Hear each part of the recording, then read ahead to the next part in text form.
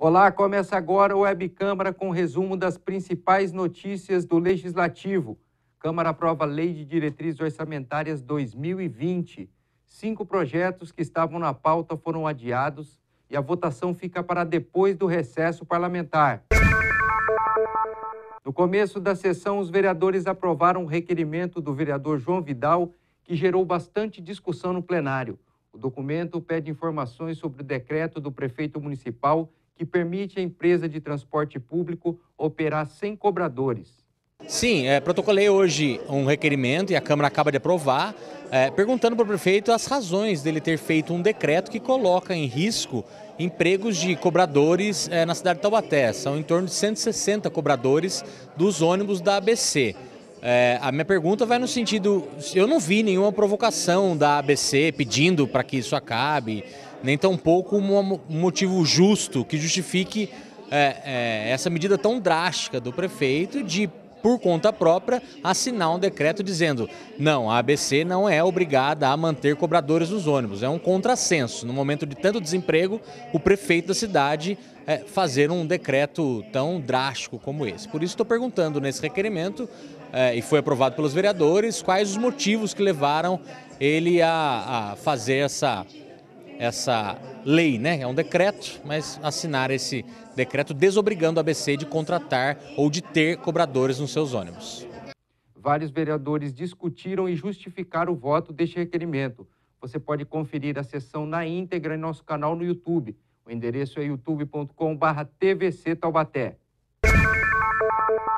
O líder do governo, o vereador Douglas Carbone, pediu a retirada de 2 projetos que estavam na ordem do dia. Um deles estabelece os critérios de seleção e as pessoas que têm prioridade no acesso aos programas habitacionais do município. O outro também é de autoria do prefeito e cria uma taxa para as empresas que precisem de laudo técnico de avaliação da vigilância sanitária. Em seguida, o vereador Douglas Carbone solicitou a inclusão da Lei de Diretrizes Orçamentárias, a LDO, na pauta de votação. A Lei de Diretrizes Orçamentárias faz uma estimativa de arrecadação do município e estipula áreas que o dinheiro público será gasto. Os detalhamentos desses gastos serão apresentados na Lei Orçamentária Anual, que deve ser votada no final do ano. Os vereadores aprovaram a LDO em 2 votações. O presidente da Câmara Municipal, vereador Bonerges, solicitou a inclusão de um projeto de lei da mesa diretora que faz a correção inflacionária no salário dos servidores da Câmara Municipal. O índice é de 4,94% e corresponde ao período de abril de 2018 a abril de 2019. O projeto foi aprovado em 2 votações.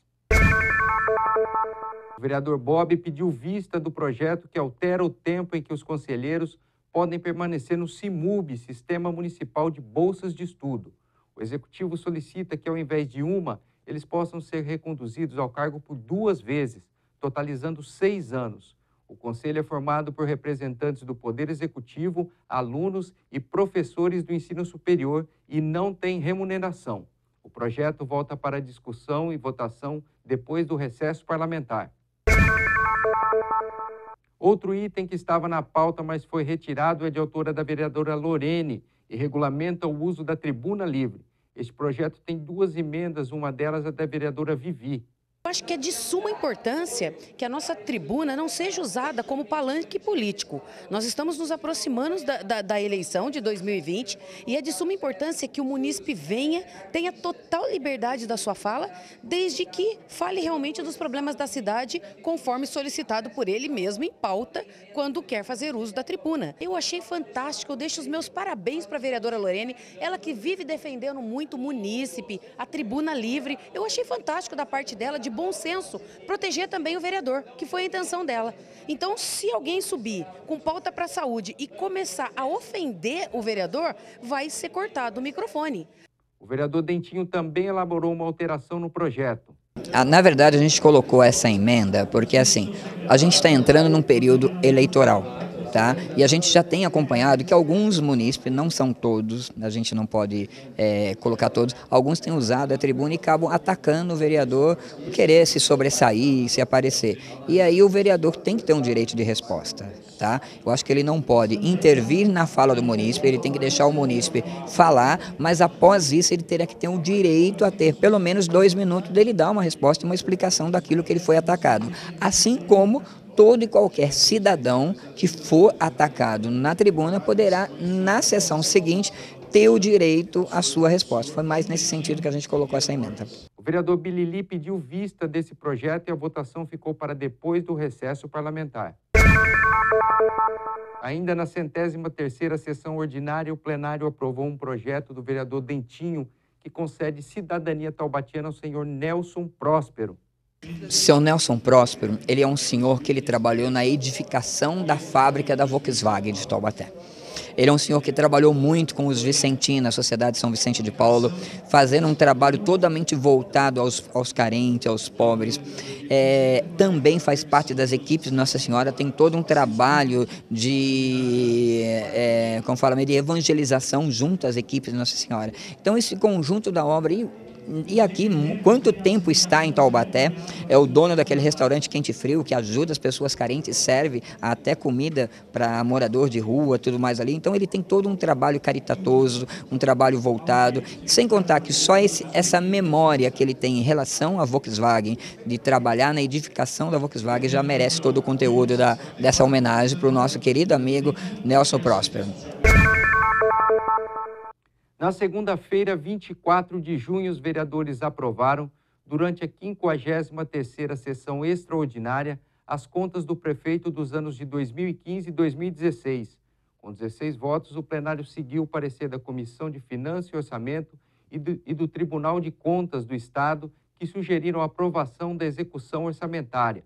No início da sessão, o presidente da Câmara explicou a ordem de votação, que tem dinâmica própria no caso de julgamento das contas do Executivo. Os auditores do Tribunal de Contas coletam informações sobre a administração do município e elaboram um relatório. O relatório é julgado pelo próprio Tribunal de Contas após a ampla defesa do interessado, no caso, o prefeito municipal auditado. O resultado desse processo é denominado parecer prévio.